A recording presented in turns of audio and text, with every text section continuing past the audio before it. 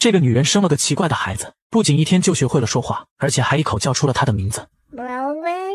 罗文本以为是自己的特殊能力影响到了孩子，可没想到仅仅过了3天，男孩竟越长越快，很快便有了5、6岁的样子，而且他的食量极大，脾气也极为暴躁。可毕竟是自己生的娃，罗文只好耐心地惯着。可就在他忙着做家务时，家里的幽灵却突然出现，还说感受到了邪恶的力量。他给了罗文一个忠告。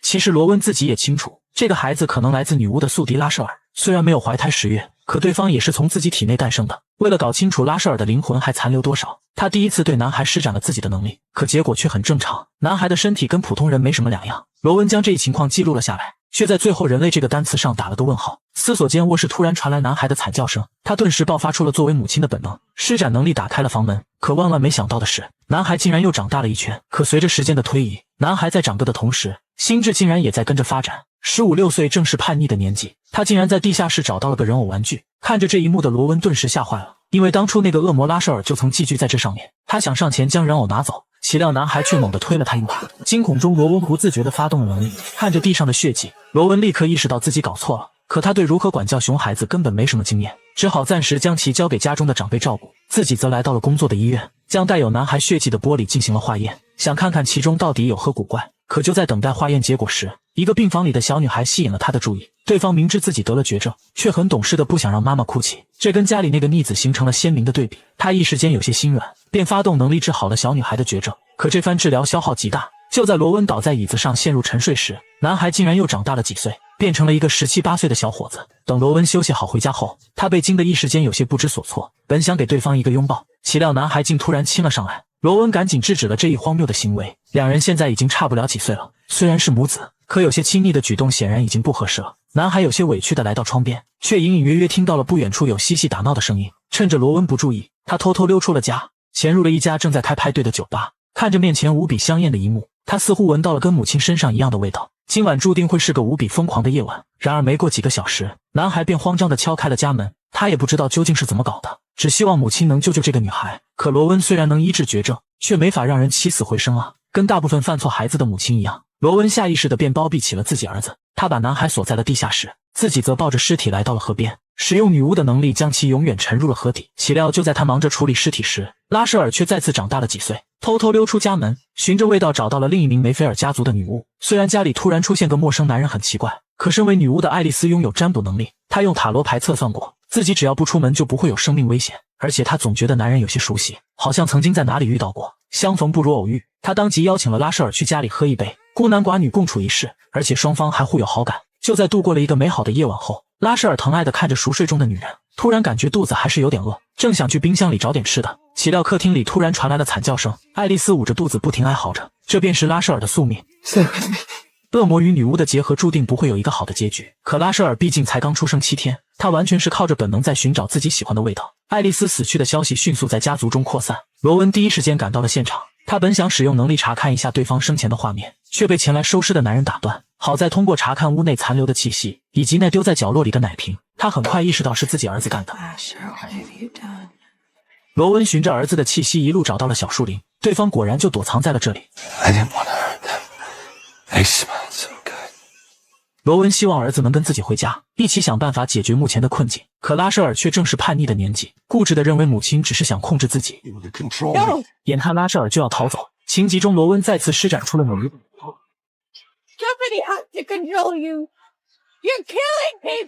可拉舍尔显然不觉得人命比自由重要，他头也不回地向树林外跑去，毕竟是自己亲生的。罗文始终没能痛下杀手，只是一个劲的施法制造路障，希望能将拉舍尔困住，可惜最终还是失败了。就在几个小时后，拉舍尔躲进了一个地下室，彻底逃离了罗温的追踪。几滴血液从他手上的伤口处滴落，意外被地上的甲壳虫吞噬。谁也不知道虫族与恶魔结合后会发生什么。随着拉舍尔倒在地上沉沉睡去，几公里外的一个普通公寓内，年轻的摩雅跟母亲吵了起来。作为梅菲尔家族的一员，他天生便拥有读心的能力，可无论是谁都不喜欢自己的内心暴露在别人面前。于是母亲只好天天在家里把音响开到最大，以此抑制摩雅的能力。可摩雅哪受得了天天在家听广场舞的音乐呢？他有些气愤地摔门而出，却没想到这一次见面竟成了永别。就在这天晚上，拉舍尔循着味道找上了门。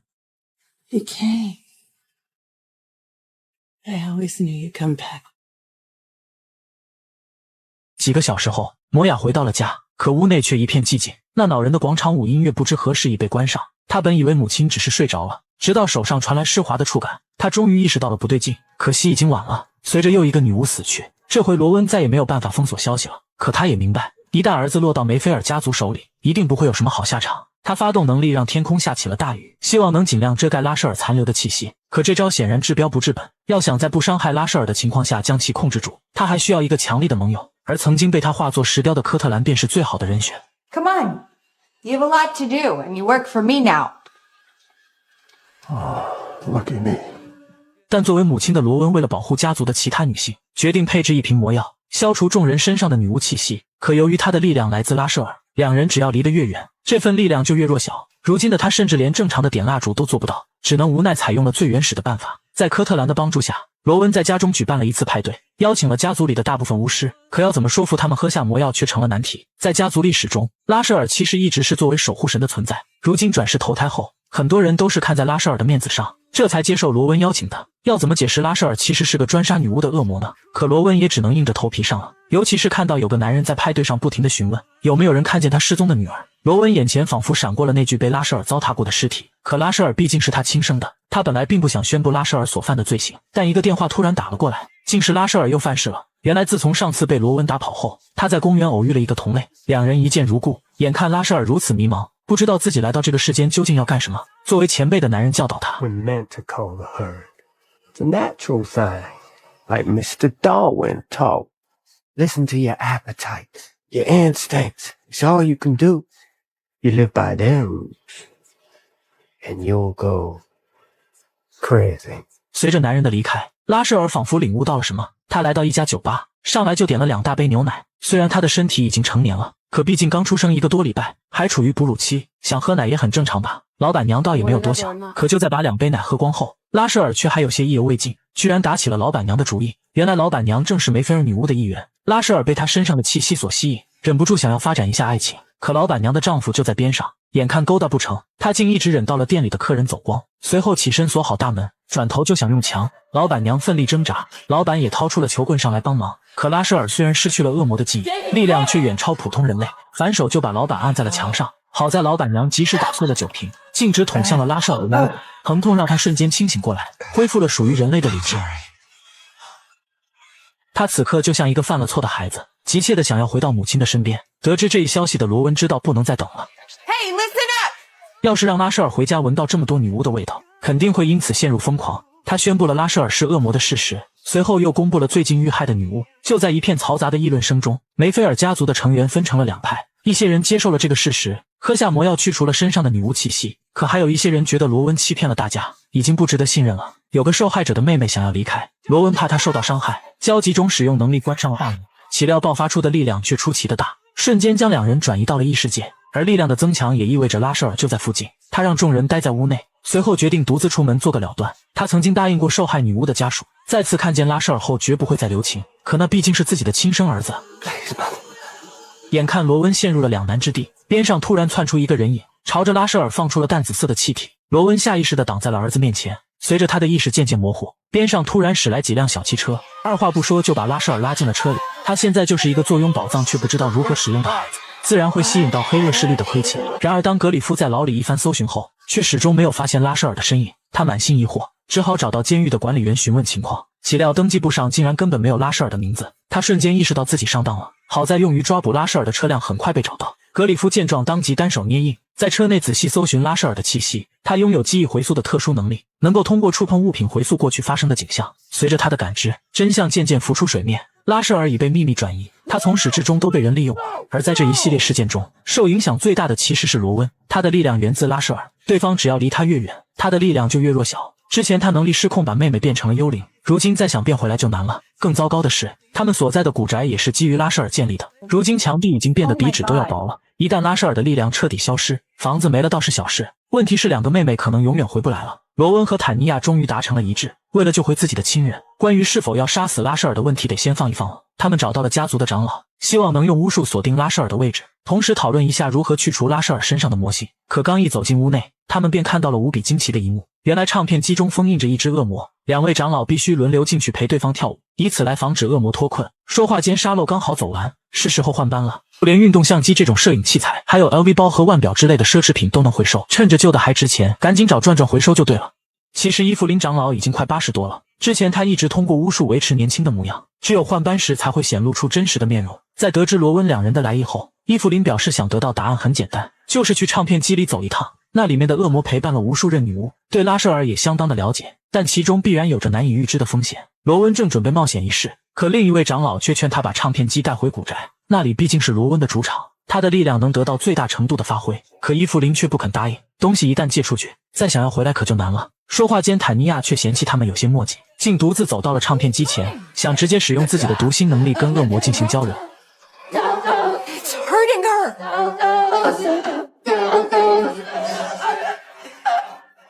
他显然有些高估了自己，可罗温此时力量大减，根本帮不上忙，只好赶紧叫救护车把坦尼亚送到了医院。就在几个小时后，坦尼亚终于从昏迷中苏醒，他已经失去了触碰唱片机时的记忆，只知道那里面有个极为恐怖的存在。可罗温却依旧没有退缩，那是帮助拉舍尔唯一的办法。身为母亲的他怎么可能放弃呢？他回到家中，在长老的帮助下缔结了契约，随后毅然喝下药水。就在充沛的魔力包裹中，罗温的灵魂跨越了重重封印，来到了传说中的梅菲尔家族禁地，而这里关押着的正是家族的上一任家主朱利安。为了寻找转世恶魔拉舍尔，罗温不惜冒着未知的风险来到此地，可面前的老人却一动不动，仿佛一具没有灵魂的躯壳。他伸出手想试探一下脉搏，原来老人寂寞了这么久，好不容易来了客人，而且还是个漂亮的女人，他实在忍不住调戏了一番。可接下来无论罗温问什么，他都没有再说一句话，罗温只好选择了撤退。结束仪式的方式也很简单，他只要在心里默念想要出去。外面拥有读心能力的坦尼亚在收到消息后，便会用自己的灵魂作为绳子，带罗温逃离禁地。他们接下来本打算商量一下，如何才能让朱利安开口，可此时罗温却惊奇地发现，被救走的只是自己体内的一部分。朱利安的大笑声从身后传来，他已然恢复了真实的面貌。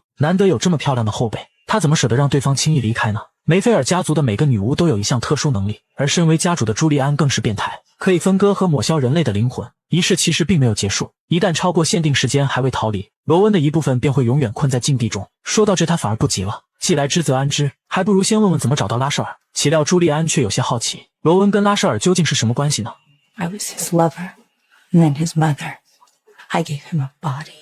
在得到想要的答案后，朱利安也不吝啬，表示罗温要想出去也很简单，只要外面那个罗温能意识到自己不完整，返回唱片机再举行一次仪式，就能救回自己缺失的那一部分。这听起来简单，可关键时刻罗温的初恋拉克突然到访，朱利安轻轻一吹，便帮对方打开了房子的大门。罗温笃定另一个自己绝不会感情用事，因为现在肯定不是叙旧的好时候。可屋内的罗温却不知怎么回事，带着拉克便去客厅聊起了天。原来罗温曾把拉舍尔的血液交给对方做了化验，于是拉克顺便也给罗温做了下检测，可结果竟显示罗温有4条不同的染色体。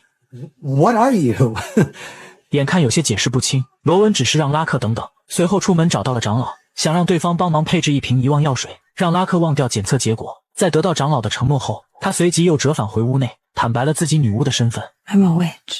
他的特殊能力是透视。眼看拉克有些不敢相信，他当即现场展示了一番，先是从拉克肩膀上的小伤开始，再到手臂上骨折留下的印记。就在来到关键部位的前一秒，罗温突然感觉一阵头晕。由于现在的他相当于只有一半，所以使用能力时难免会有些透支，可他却只当是拉舍尔离开造成的影响，并没有太过在意。随着两人感情的升温，罗温突然跪在地上表起了白。拉克没有拒绝，爱情的力量足以让他们跨越物种相恋。他想尽自己的一份力量，既然掌握了拉舍尔基因的成分，那说不定可以利用生物技术让细胞快速繁殖，为罗温制造一个随身的魔力充电宝。至于上哪找足够的细胞样本也很简单，虽然拉舍尔长大成人只用了1周，却也经历了换牙，那些换下的牙齿罗温都收藏了起来，其中的牙髓便是最好的细胞样本。可就在用电锯进行采取时，拉克实在受不了罗温那含情脉脉的眼神，一个不注意把手给弄伤了。在禁地看着这一幕的罗温终于意识到了不对劲，自己明明没有这么花痴才对啊。朱利安却颇为得意，他用能力将罗温分成了感性和理性2个灵魂，被救出去的正是感性的那一个，形势对罗温颇为不利。眼看时间已经所剩无几，感性罗温却拿着遗忘药水犯起了难。长老让他在纸上写下自己的名字，然后塞进药水喂给拉克，这样对方便会彻底忘记罗温这个人。可两人才刚旧情复燃，只有感性的罗温哪舍得呢？他一把拍掉拉克手中的魔药，表示要放弃女巫的身份跟对方在一起。眼看场面就要失控，长老们终于察觉到了罗温的异样，他表现的实在太奇怪了，尤其是在面对坦尼亚的读心术时，过去的罗温总会给心房加上一把锁，如今却完全不设防。再联想到家主朱利安的特殊能力，他们立刻意识到发生了什么。好在时间还剩最后的几十秒，在众人的帮助下，罗温回到唱片机前重新启动了仪式。就在临走前，理性罗温接受了朱利安一起喝一杯的请求，并从酒瓶身上得到了提示，酒庄所在地便是如今拉舍尔被囚禁的地方。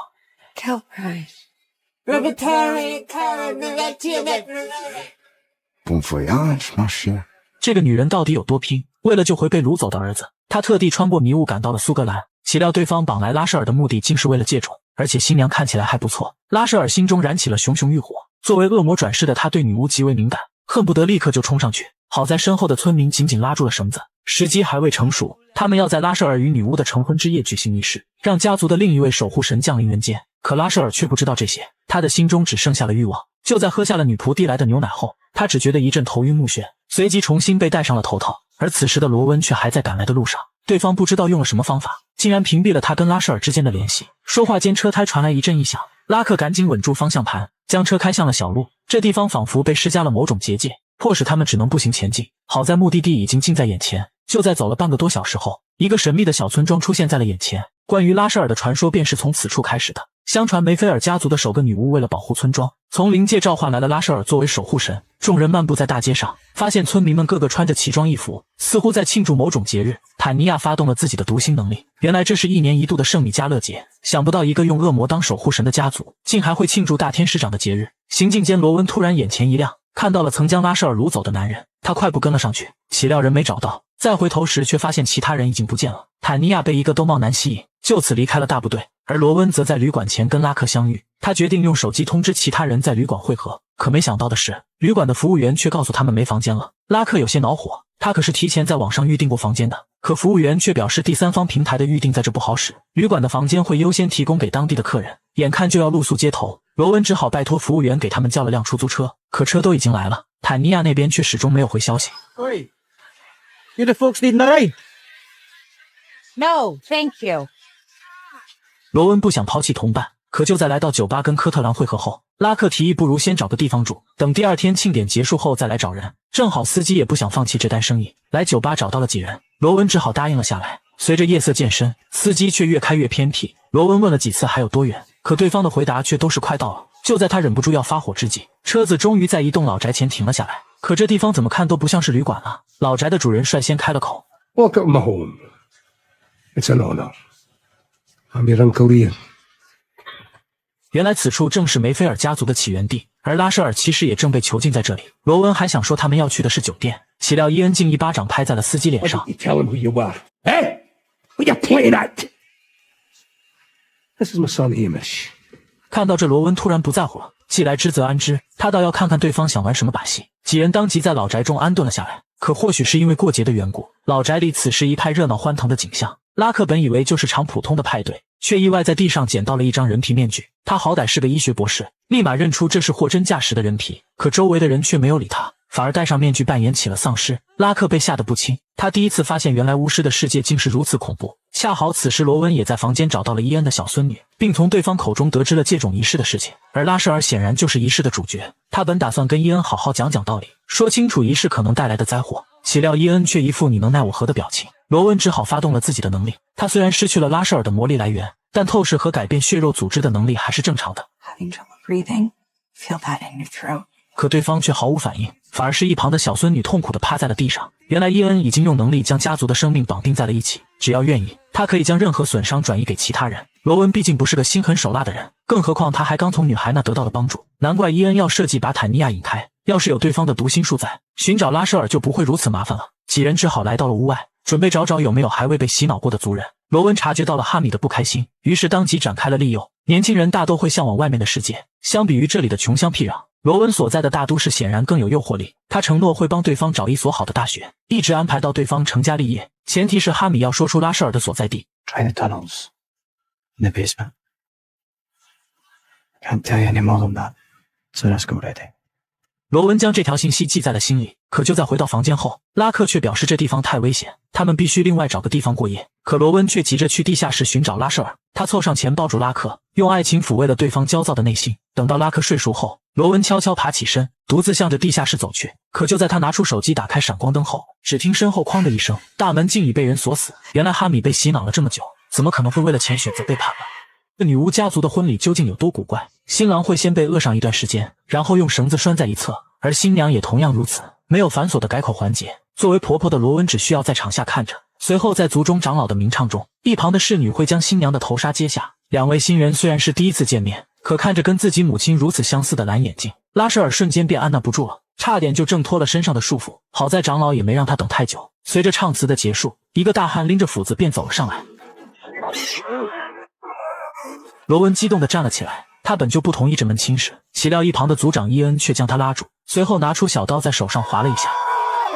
奇怪的是，伤口处没有一丝血迹，而不远处的拉克却突然惨叫起来。罗温顿时明白了，自己心爱的小男友这是中了血咒，无论伊恩对自己造成任何伤害，最终都会被转移过去。可他究竟是什么时候施的咒呢？原来就在昨天晚上，趁着罗温去地下室寻找儿子，一个女人偷偷溜进了他们的房间，随后利用巫术催眠了拉克。紧接着身后的两位老仆便开始了仪式。每次家族的孩子出生时，他们都会举行一次仪式，方便伊恩进行控制和洗脑，而拉克则是这个仪式中唯一的普通人。在催眠术的作用下，他感受不到任何的痛苦，甚至第二天起来还会觉得特别精神。罗温也曾想过提前叫停婚礼，可就在他费了不少劲从地下室脱困后，却发现拉舍尔已被洗脑。他虽然看上去年龄有点大，实际却刚出生不到1个月。作为恶魔转世，他的血肉充满了魔力，对巫师来说就跟唐僧肉差不多，一滴血便能让枯木逢春。这么精彩的剧情肯定要有好的设备观看。最近收拾价把落灰很久的 iPad Air 5在转转上卖了3600多，我才知道转转不只收手机，就连笔记本、平板这种数码产品，还有数码相机之类的摄影器材都能回收，一键下单就有小哥上门，通通打包带走，特别方便。总之听我的，想快速回收换钱，放心去转转就对了。罗温希望他能压抑心中的欲望，只当个普通人。可拉舍尔自从远远的见了新娘一面后，便陷入了爱河不可自拔。至于举行婚礼后会发生什么，其实还跟梅菲尔家族的起源有关。此时格里夫从猎魔协会找到了一具骸骨，正是来自拉舍尔的第一次转世。通过自己回溯记忆的能力，关于婚礼的秘密终于被解开。就在500多年前，女巫一族的王后诞下了一个男孩，可由于其父亲只是个凡人，